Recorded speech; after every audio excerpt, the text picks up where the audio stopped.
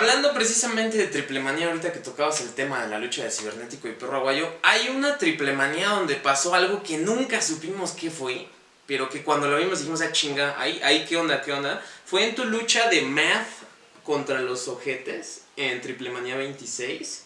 Al final de la lucha, le soltaste un chingadazo a Chessman. ¿Ahí qué pasó? Oh, no, actualmente Chessman y yo somos amigos, pero no sé por qué siempre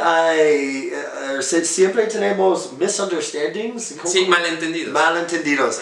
Y yo la lucha fue horrible, sí, una lucha absolutamente horrible. Entonces, the back, like la oficina, like dice, okay, cut this, like corta.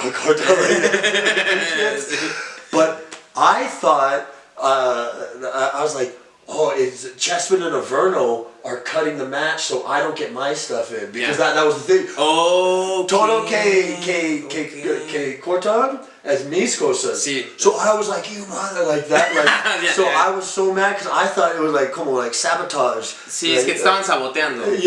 Sí, y después somos atrás con la oficina y ellos no son felices, pero me explican like ¿qué pasa? It's like, oh shit, it wasn't Chessman and Averno at all.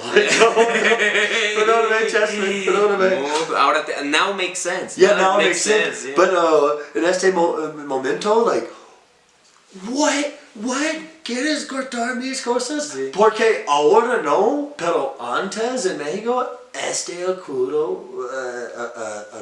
it occurred a lot, where like, especially at house shows, all of a sudden, right before you're about to get all your stuff in, one of the veterans would cut the match short, and like it would piss me off something fierce. But like it just doesn't happen anymore. It was basically only when I first got to Mexico. I almost think maybe I was getting tested a little bit or something. Yeah. Because like even other people are like, oh, this never happened to me. But like for me, I'm talking like 11 or 12 times, and then so there was a lot of grief within the locker room then. There was. Well, but I also found out why. Because back in the day with AAA, it was always said that like wherever you started is where you stayed, because they're not like this now, but back in the day, and they were like this. And again, that's why I'm glad Conan like got more control. Like obviously it's a friend too, so I'm biased. But back in the day in AAA, like you'd have Aerostar and Drago just killing it, and they'd be there. They had been there for years. Yeah, and they still. And then all of a sudden, like they'd bring in just all these outside people, and they'd give them a bigger push than the people that had been grinding it out forever. Yeah. So I think what it wasn't like greed or jealousy like that. It was almost like their own little form of revenge, because not Aero Drago Star. I hope it wasn't them that did that. I'm sorry, but they were just examples. But it was own little form of revenge, because I actually got like this at one point with AAA too, because I was like, man, I've been here for years, and then all of a sudden you just bring in someone, he's getting this, that, and the next he's thing. getting my things, my stuff. You know what I mean? And like you do get that mentality, and it's a bad mentality to get, but at one point it kind of was true with AAA. Like they didn't push their local like self-made talent. They'd always look to the outside to bring someone in. So I think that was actually the reason. Yo creo que eso se pasó lo de Rey Misterio, Místesis y Alberto del Río. That time where they did the World Cup, where the Dream Team was Alberto, Místesis, and Rey Misterio, and there was not even one guy of the local roster on that show. I know, yeah, that's a good point actually. That's a good example. But yeah, that's exactly what I'm talking about. So like say you're a wrestler with AAA for years, you have this World Cup thing going on. It wasn't Roche, who was running it? Victoria's running it. It's going to get a lot of press, it's going to get a lot of everything.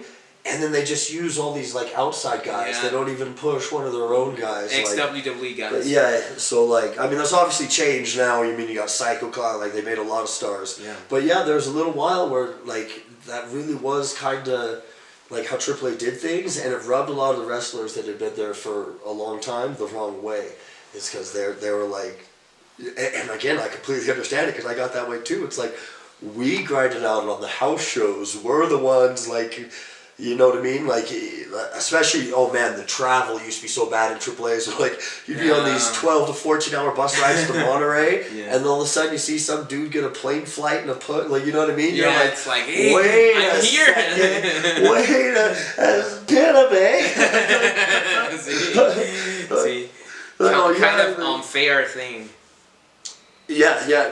But then again, you don't want to be bitter like towards that wrestler. Yeah, you know exactly, what I mean? because So, it's like, not his fault. No, it's not his fault. And like, if you were in that position, you know what I mean? Like when I was in that position, I wasn't sitting there like, no plane flights for me. I'm taking the bus. No, you know what I mean? Yeah. No push for me. I'm gonna stay. You know what I mean? Yeah. So like, you don't get mad at him. But yeah, I think that's an office problem. And again, that's why I like Conan Evans. But you can say what you want about Conan. Is that like he's pretty real with that stuff. Like he'll notice who is really grinding it out, and even if it's not successful, even if it's you end up going back to the position, he will at least try to give you the opportunity to elevate yourself inside of the roster or inside of the card. So.